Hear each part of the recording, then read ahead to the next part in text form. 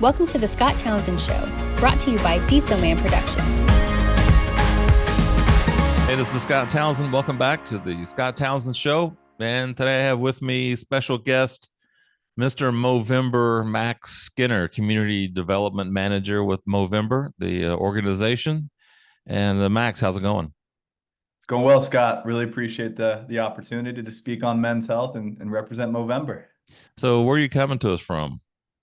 So right now I'm in lovely Manhattan Beach in Southern California, but our headquarters is in Santa Monica. So we go in a few times a week. Right now I'm working from home. What'd you have for breakfast this morning? What did I have for Softball breakfast? question. I love it. I had granola with yogurt and blueberries and actually some mushroom coffee. I've been trying to wean off of regular coffee and found a nice substitute. Mushroom coffee. Yep, it's not like psilocybin. I'm not tripping out right now or anything. It's got all the healthy ingredients like lion's mane and all that good stuff. It's supposed to be better for your immune system, digestion, your teeth, no bad breath, no crashes. It's been a nice change of pace from coffee. Mushroom coffee. I might have to put a link in the show notes about mushroom coffee. Any particular brand? Not that they're paying you to promote it, but is there any one that you would point someone to?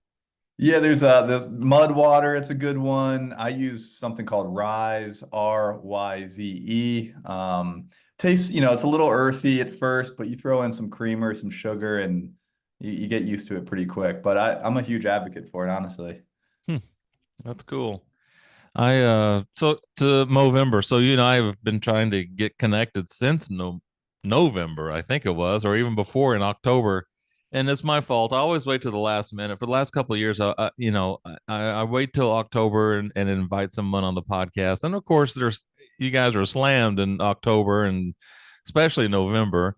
And so this year, so here we go. So we couldn't do it again in 2023. So I told Max, I was like, you know what? So let's just start real early, and let's start in January or February of 2004, before November hits in 2024. So I don't know. I might be the first podcast you've done this year. Maybe not. I don't know. You definitely are, but we appreciate the early support, man. One thing we always try to do is make Movember a little more year round. Like we always say, it's not a New Year's resolution. Men's health issues aren't just going to be a month-long thing. They're not going to go away after 1 month. So we're really trying to kind of expand our awareness arm to make this a little more year round. So, we really appreciate having folks like you in our corner and, being our advocates year round for sure.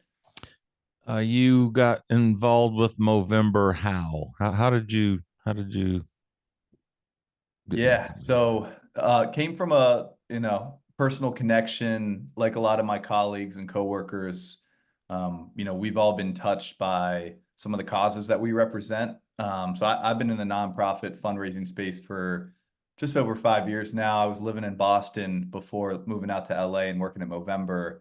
And I was actually running my own startup in the crowdfunding space. So our whole mission was to try to get younger people more active, more involved, and engaged with philanthropy, and try to kind of help some of the small to grassroots nonprofits connect with younger people, right? And so I leveraged some of that experience and moved out to LA, and this job at Movember opened up, and it just felt like kind of serendipity and the right transition for me at the time.